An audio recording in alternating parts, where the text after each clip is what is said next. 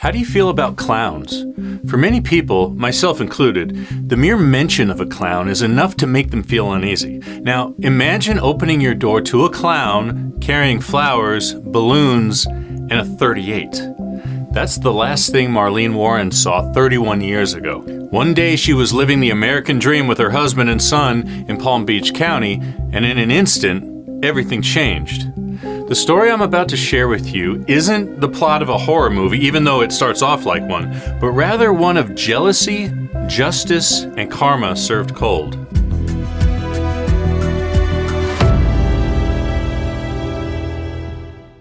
Good to see you. I'm Chris, and this is True Crime Recaps. Our story begins on Saturday, May 26th, 1990, in the ritzy Aero Club neighborhood of Wellington, Florida.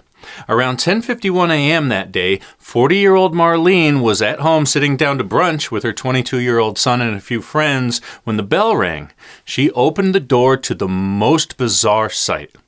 A clown dressed in an orange and candy pink costume, wearing an orange wig, red nose, and sporting a face full of happy clown makeup, was standing on her doorstep. Clutched in its hand was a red and white carnation flower arrangement tucked into a little wicker basket, and two red and white balloons with a scene from Snow White and "You're the Greatest" on them. Marlene's last words were, "How pretty." The clown handed her the flowers and balloons, then pulled out a .38 and fired, hitting her in the mouth. Without saying a word, the clown calmly walked back to a Chrysler LeBaron parked in front and drove away.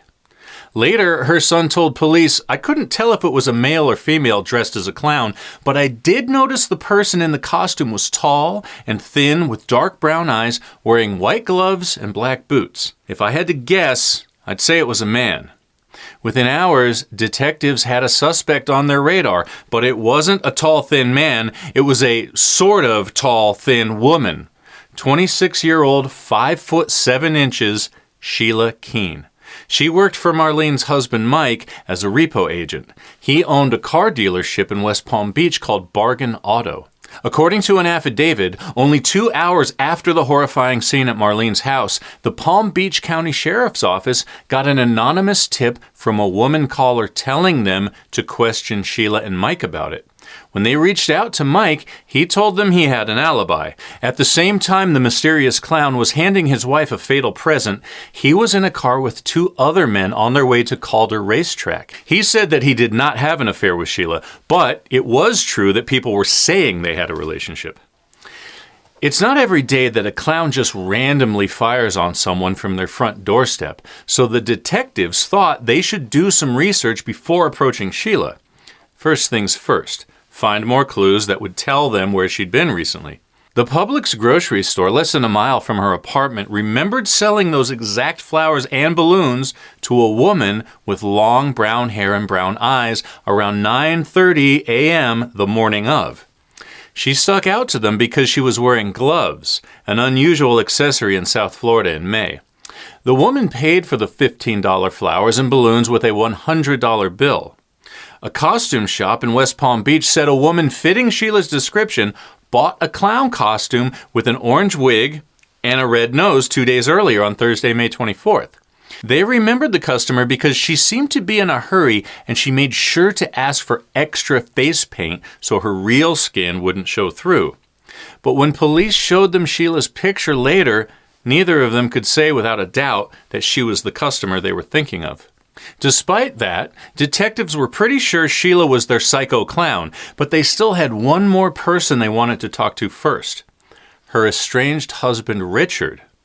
The day after the horrifying scene at Marlene's, they were at his door. He said Sheila had left him 5 months earlier in January 1990. The two of them used to work together for Mike Warren's Bargain Auto dealership, but after their split, he stopped repossessing vehicles for Mike. He admitted that he'd heard the rumors about his former wife and former boss, but he told them that was far from unusual since Mike was known to be quite the cheating husband and he had lots of other women. As far as his wife went, Richard said he wasn't upset with her or Mike and had no reason to get violent. Before they left, he had one more piece of information for them, and it turned out to be an important clue. A month earlier, Sheila had asked him if he knew where their .38 revolver was. She claimed it was missing and wondered if he had it. According to the Palm Beach Post, Sheila and Richard were married in 1987 and had a son. Richard had been to prison for marijuana trafficking, and when their relationship started to go south, Sheila told people that Richard had threatened to kill her if she left with their son.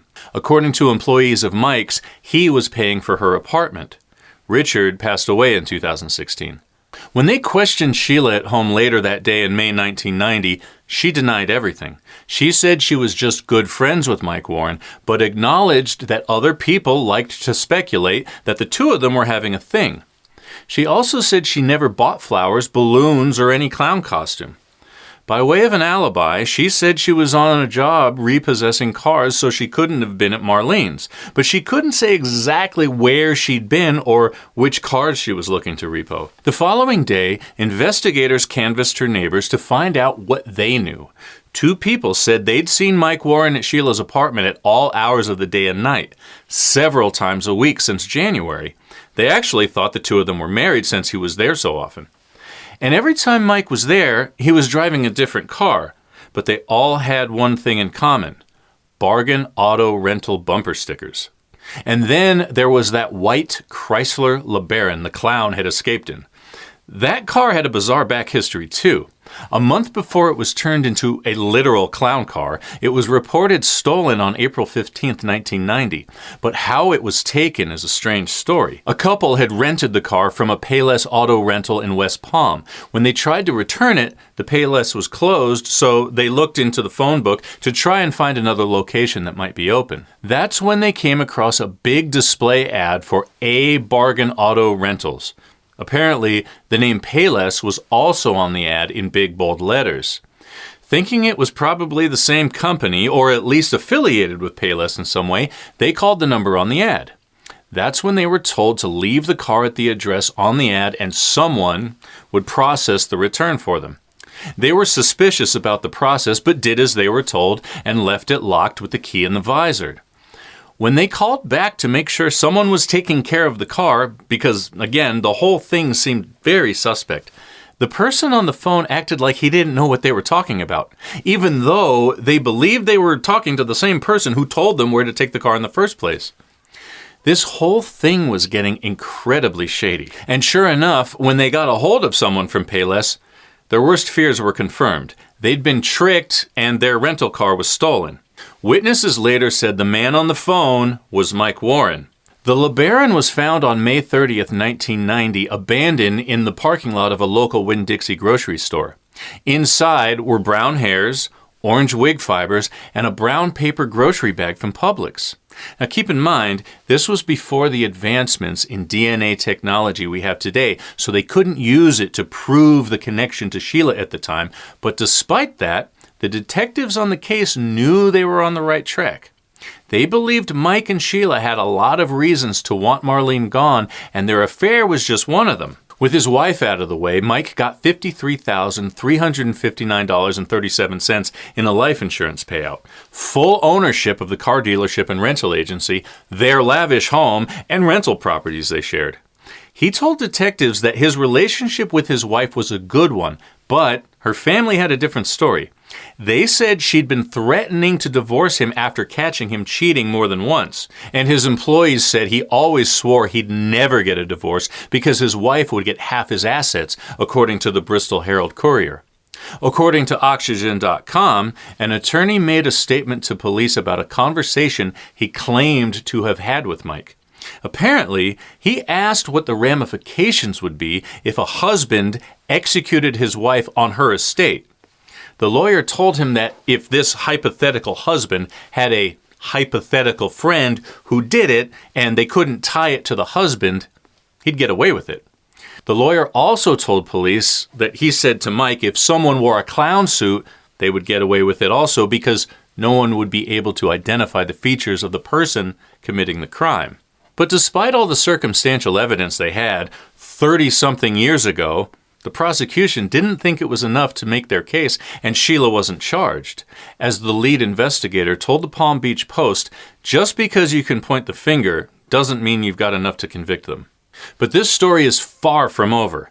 5 months later, Mike Warren turned himself in, but not for what happened to his wife. He'd been on police radar for his shady business dealings. On October 27, 1990, investigators seized records from Bargain Motors and A Bargain Auto Rentals and arrested one of his employees. Mike was held on charges of racketeering, grand theft, conspiracy to commit grand theft, operating a chop shop, and dealing in stolen property.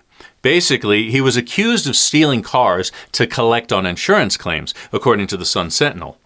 One of the cars was that white Chrysler LeBaron, the clown car.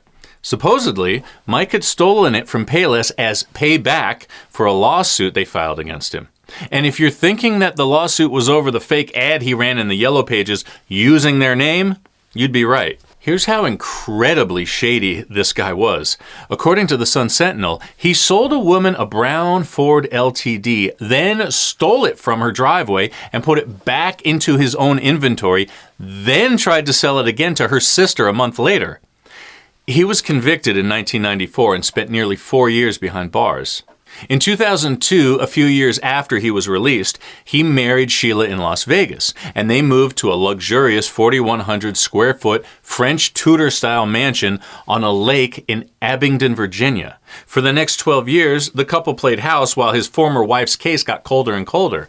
According to People magazine, they were the fun house in the neighborhood. They were known for hosting movie-watching parties and inviting friends to swim off their boat dock or pontoon boat on summer afternoons. They also owned a successful fast food restaurant in Tennessee called the Purple Cow.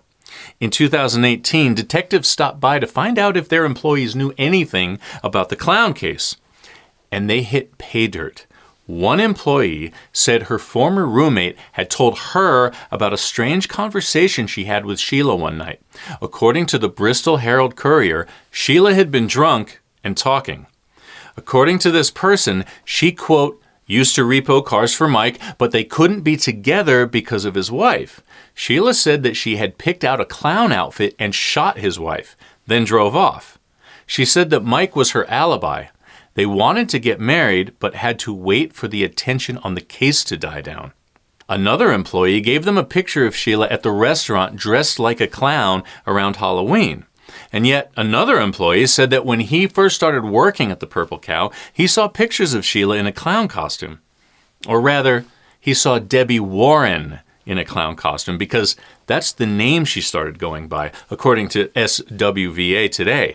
Nobody who knew them had a clue that Debbie's real name was Sheila, or that she and Mike had been married to other people and came from Florida, according to the Chicago Tribune. The idea of ever closing this case seemed hopeless until 2014, when the Palm Beach County Sheriff's Office got a grant that they used to reopen some cold cases, including this one. With that new influx of funding, they were able to use new advances in DNA technology to finally connect Sheila to the DNA found in the LeBaron. She was arrested in September 2017. Her neighbors were shocked that the sweet, outgoing 50-something woman they knew could potentially have such an evil past.